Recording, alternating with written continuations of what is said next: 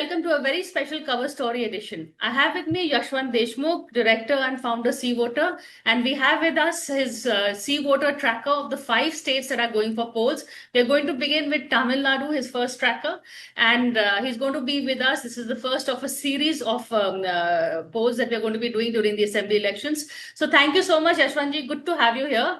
And very interesting results, I must say, that have come out from your poll. Tamil Nadu, as we know, is going for elections on the 23rd of April. 234 seats are at stake. Currently, of course, the DMK government is in power.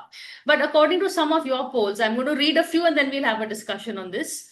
The most crucial issue that is facing the electorate is unemployment. 26.8% are upset about unemployment, followed by corruption, 23.9%.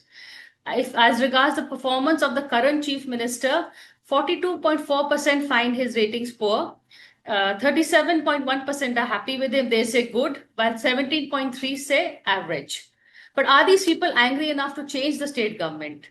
24.8% say we are angry, but there will be no change. Angry and yes, we want to change is a very high, 47.8%. Not angry and want to continue is 23.8%. So first, Yashwantji, let's just take a look at these ratings.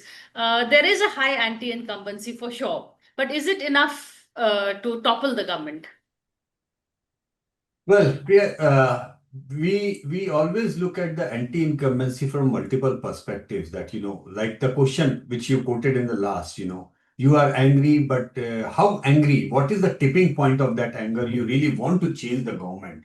So that is something where people sometimes are angry, but do not wish to change as well, because the alternatives are not suitable enough for them, which has been case in, for example, even in the central government BJPs, a big chunk of them are not really satisfied in that way with the central government, the way it is functioning, but they don't find the opposition suitable enough. So in case of Tamil Nadu, what I'm looking at is the split of opposition camp, basically the entry of Vijay, which we will be talking in the next segment largely, but post death of Ms. Jayalalitha, the one poll is still ADMK, but there are various claimants now on that direction, and that is where they, Edappally Palaniswamy had to redesign probably the entire thing. And you remember just 2 months back, we were discussing Mood of the Nation of India Today thing, and at that point of time, I had predicted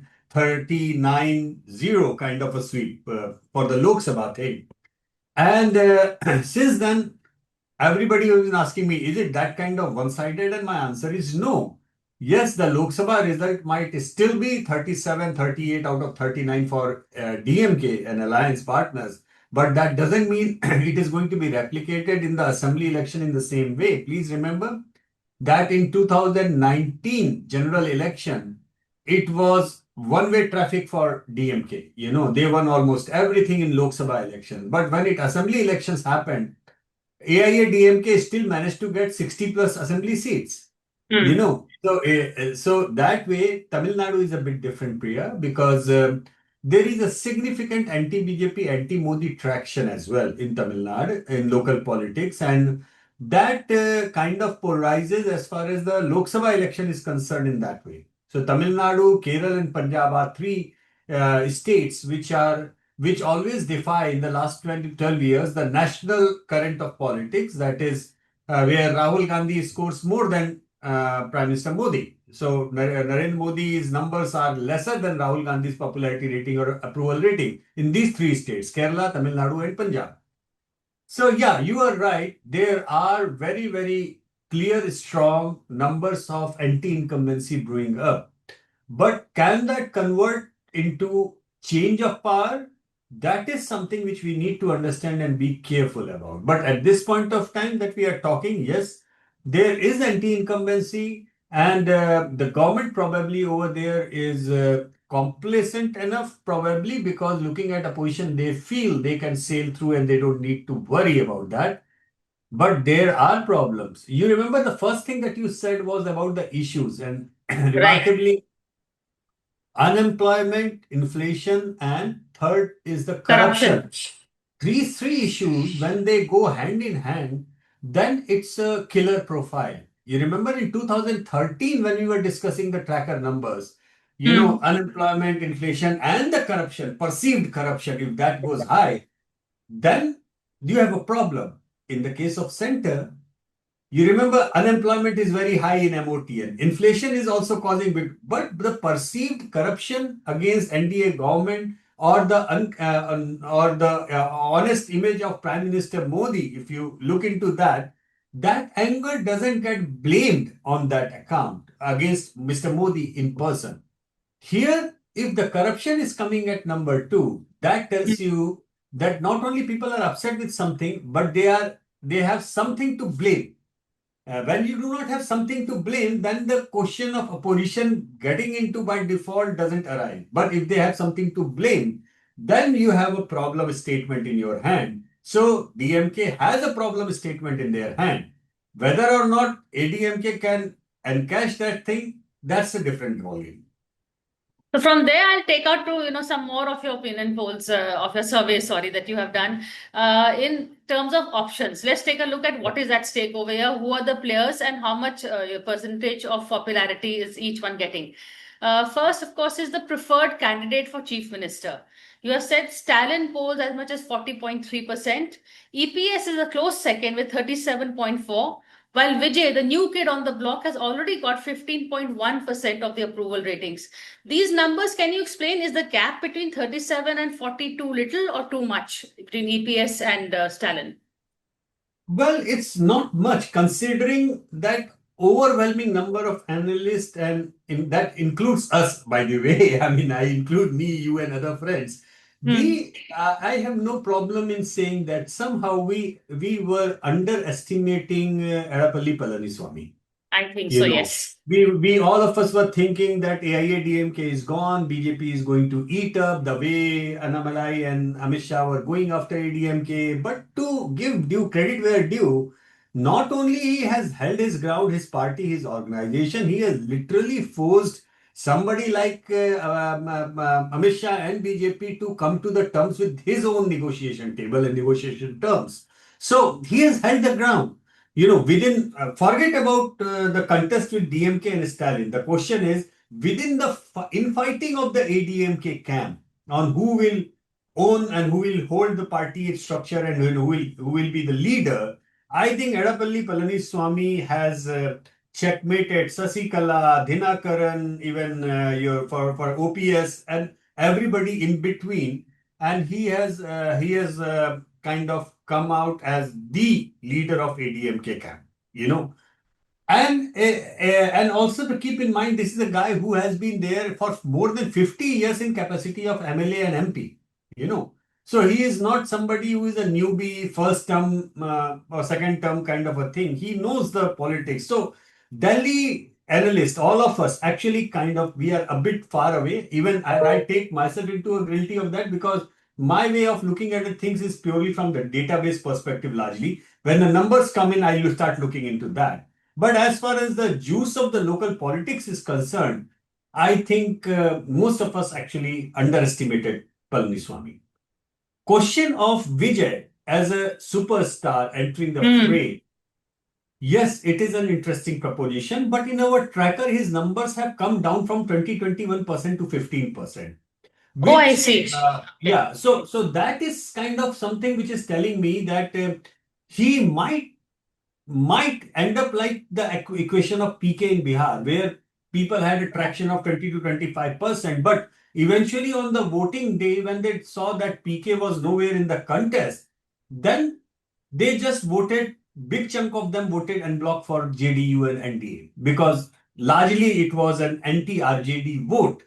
So the bipolarization of the Bihar process left PK as only with 3.5% vote, even though in our exit poll on the day Hmm. of people voting, I think if I'm not wrong, 11 or 12% on that day also said that they want PK as the chief minister.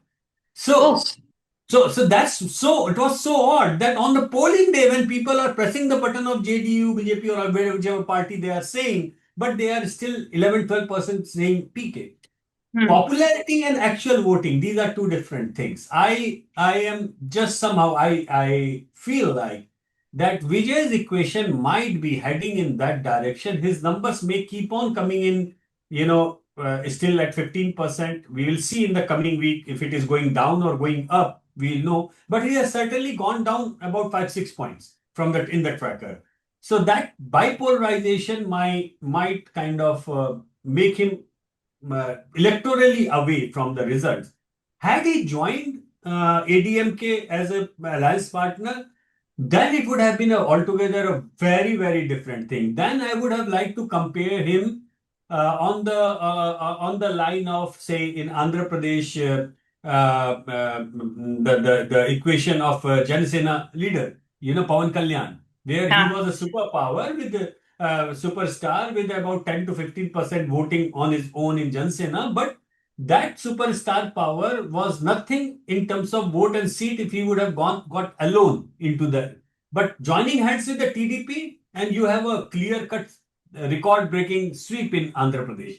So that thing is probably over now. There were murmurs of him joining the AIA-DMK alliance, but that went for the window. So now that goes for a toss. It all remains to be seen how long and how much can he hold on to the traction that he gained, and can that be converted into any seats? Otherwise, he will only end up helping DMK to win again. Okay, in fact, on that note, let me look at the C voter tracker of vote share. The vote share tracker says that DMK has 40% of the vote, ADMK has 37%, and Vijay, as you said, 15%. But if TVK had joined ADMK, then the plus vote of ADMK and TVK would be 48%, while DMK would be 43%. So as you said, he could have played a spoiler or a kingmaker. Let's see what he does now. He still can do that. I mean, he could have been, he could have negotiated 50 to 70 Yes. seats for him and easily won big chunk and become the deputy chief minister to start with in his political career. Right now, suppose, I'm just saying aloud, I mean, if he continues this way and if he still manages to poll 15%, larger a big chunk of that vote would be anti-incumbent vote, angry with the DMK, but not swinging to ADMK and got stuck somewhere in between, So that will only help DMK. But if there's another thing, if the downward swing of Vijay continues and DMK's anti-DMK vote, let me say it this way, anti-incumbent vote of Vijay's sphere, they start shifting to Palaniswamy.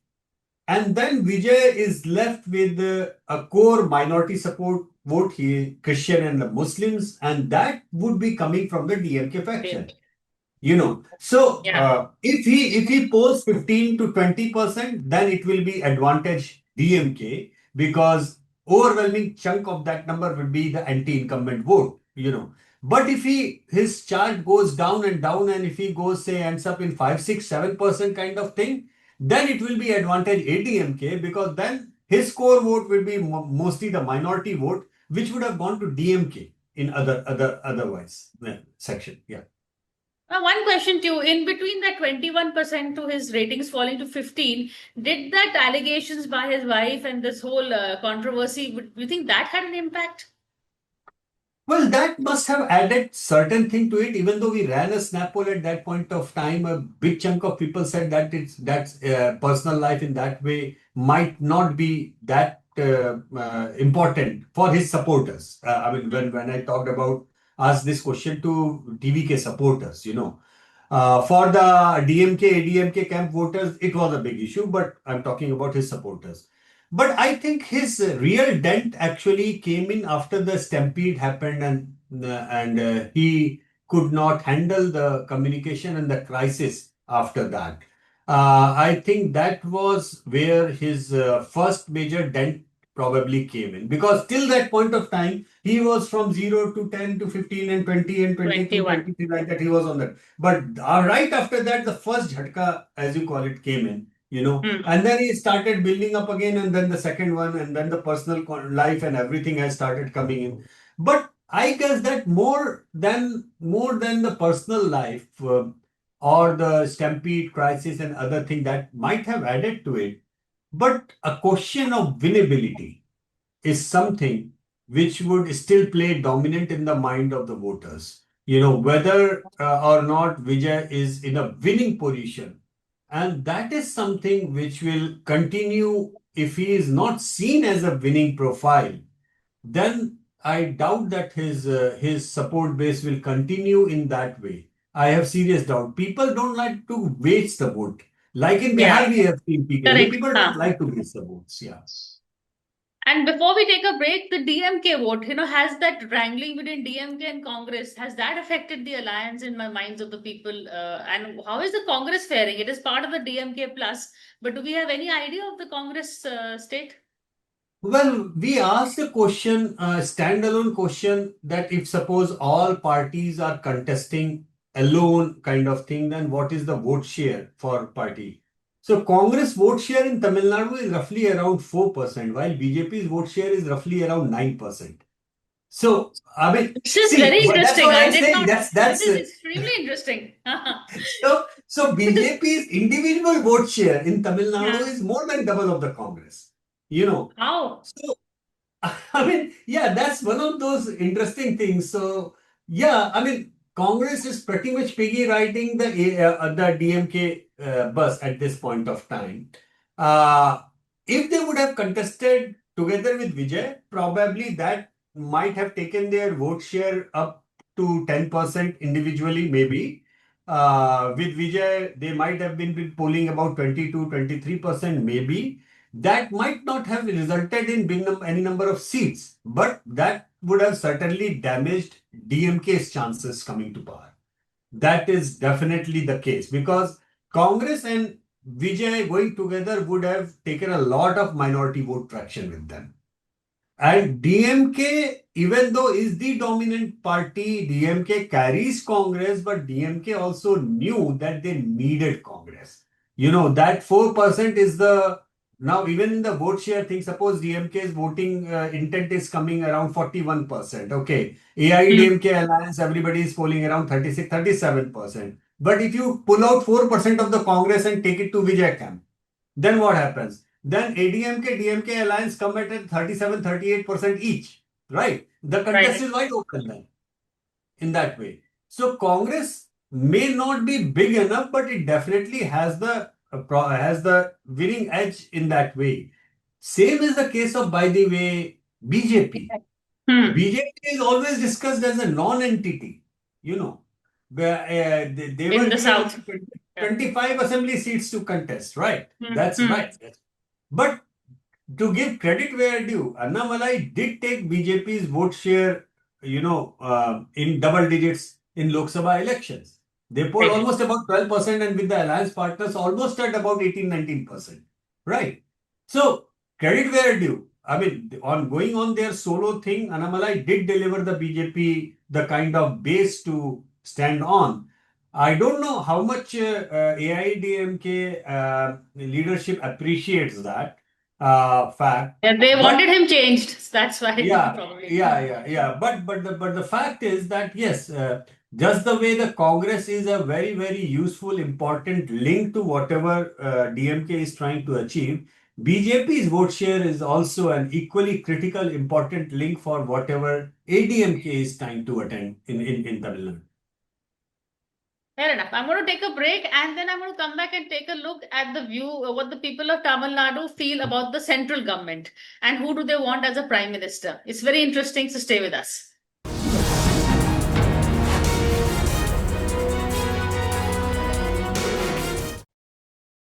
Hello and welcome back to our cover story conversation. I have with me Yashwant Deshmukh and we have his sea water tracker on the state of Tamil Nadu.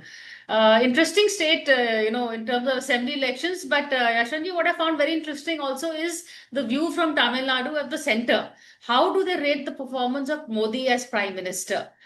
35% say that he is not so good as poor, 42.8% say good, and average markings are 16.3%.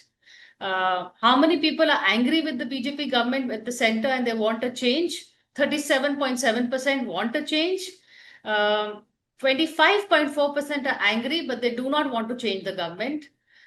People who are not angry and want the government to continue is 31.3%, 31.8%. Then the ratings between Modi and Rahul Gandhi. Rahul Gandhi, I think South, as we were discussing earlier, is probably where the Congress does rate higher. As many as 45.4% people want Rahul Gandhi as Prime Minister, while Prime Minister Modi's ratings are 40.9%. So these are very interesting equations over here. Yashwantji, can you just give us a bit of light into the thinking behind it, and then we can discuss it. So these trends are holding firm for the last 12 years, and these three states are aberration. Punjab, Kerala, and Tamil Nadu. But within these three states, when you look Hmm. into compare these three states alone, you will realize traction for Prime Minister Modi is highest in Tamil Nadu, by the way, What in about? between these three states, Punjab and Okay. Kerala, and his traction is probably lowest in Punjab, followed by Kerala, where Kerala, Rahul Gandhi is almost like 20 point ahead of Modi in Kerala. But look at Tamil Nadu numbers. The gap is hardly about 5% approximately between Modi and Rahul. So Yeah, that not even that. that tells you a lot in terms of understanding how much it has actually changed, Priya. If I ask any journalist in Delhi that between the three states, which one would be the most anti-Modi, people will, without blinking an eye, say Tamil Nadu. You Yeah. know, Without blinking an eye, I'm guaranteeing you. But numbers don't suggest that. Numbers very clearly say that among these three anti-BJP, anti-Modi states, Tamil Nadu is the most pro-Modi, and that has a lot to do probably starting even with the DMK's alliance with the BJP during the Vajpayee era. I remember in Mhm. almost 25 years back, in the assembly elections, I remember posters of Vajpayee ji in on the streets of Chennai. DMK in Chennai was asking votes in the name of Prime Minister Vajpayee. Okay, so that is what had surprised me, because if you remember Jana Krishnamurti ji was contesting as a Lok Sabha Yes. in 2004. Former BJP president. Yeah, Yes. yeah. But that point of time in Lok Sabha, BJP's poster, okay, doable, understandable. But in Hmm. an assembly election, DMK using Vajpayee's photograph to ask votes, that was unusual for me, and that was telling me something is changing. Yes, Dravidian politics I understand. Yes, the anti-North, anti-Hindi politics I understand. But fundamentally, the things were changing. This is a new generation of the Tamil voter, which is much more, even though their cultural identities are very, very strong, but they are much more nuanced and much more integrated with the national politics, I would say. This is Hmm. what has opened up. And also the bonhomie between Modi and Jayalalitha. I also witnessed, by the way, in 2012, when Ah.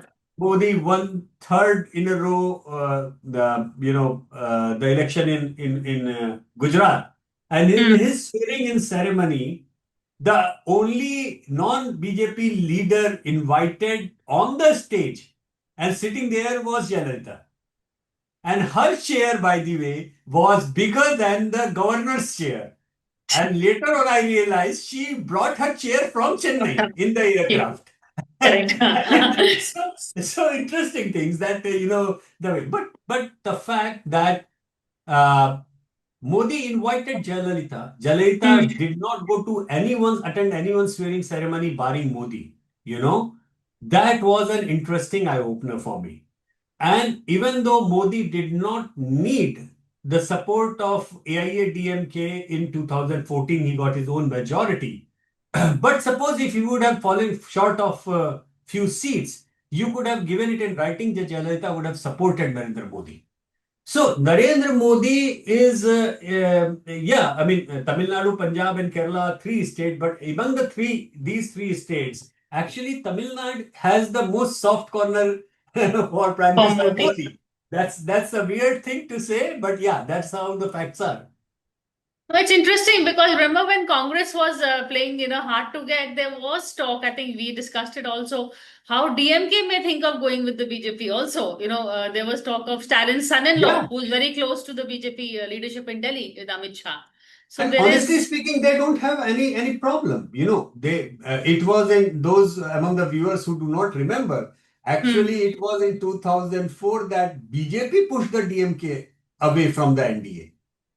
The DMK didn't wish to go. That's another historical blunder that the strategist of BJP did at that BJP. point of time.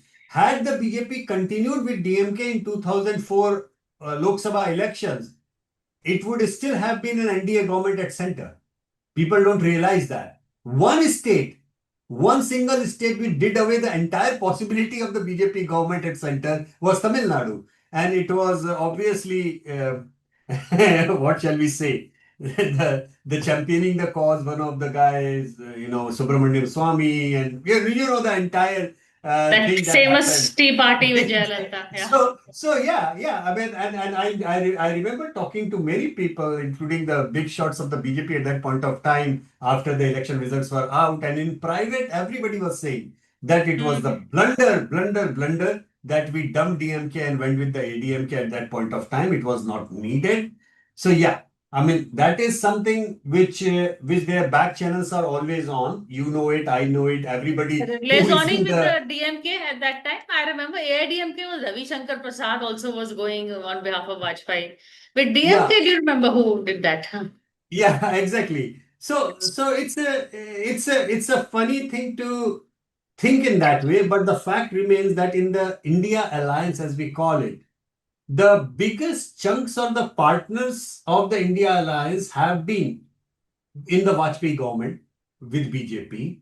So anybody who is thinking that there is no buffer should rethink the real politics in terms of BJP having enough buffer in the ex-NDA partners, and that should not make Congress very comfortable in any You're possible hinting way. towards Mamta Banerjee? Well, that would be a very interesting combination.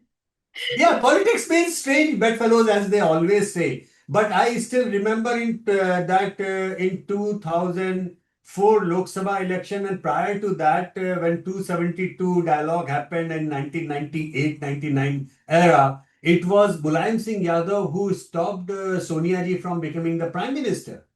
You know, and Mulayam Singh He met Yadav was Advani, yes. exactly.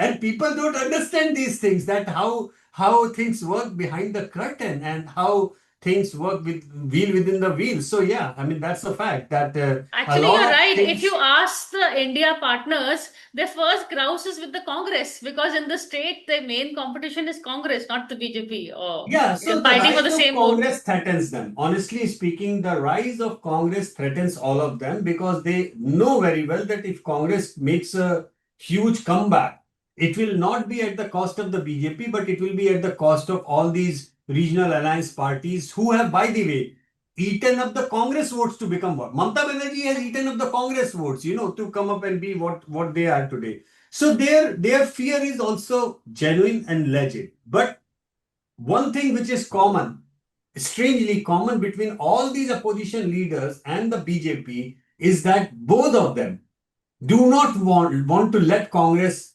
uh, even swing at a comeback kind of thing. So it's a funny thing the way politics works. So much so, there are murmurs of now in Kerala, Priya, that there is a understanding. Congress is, by the way, making allegation that there is an understanding of CPM and the BJP to transfer their votes in order to make the Congress lose the election. So you can understand how strange the politics actually in this way it works. And Correct. yeah, we shall see how it works. But yeah, DMK is not never out of equation with the BJP. And yeah, if at any point of time, if the equation hangs in balance, of getting DMK on board, BJP has no problem. If they can get Jagan Mohan Reddy on board Mhm. and doing with TDP is the same thing. They have no problem who comes on board with them. Fair enough, which also makes you appreciate the task before the Congress is much tougher than we have, given them That credit is for true. on It, that it sense. is. It is. And I appreciate this fact that probably Rahul Gandhi ji is fighting a double kind of issue. BJP is an issue, but I think his bigger headache is his India own bloc. alliance partners if he wants to grow. Absolutely. But on that note, thank you so much. First of many conversations. It's going to be an exciting election season. But all the best and thank you for the See Voter Tracker. We'll keep track of the elections through you. Thank you. Pleasure, pleasure. And we will be coming back with the West Bengal next. Next Heads up setting. to the road.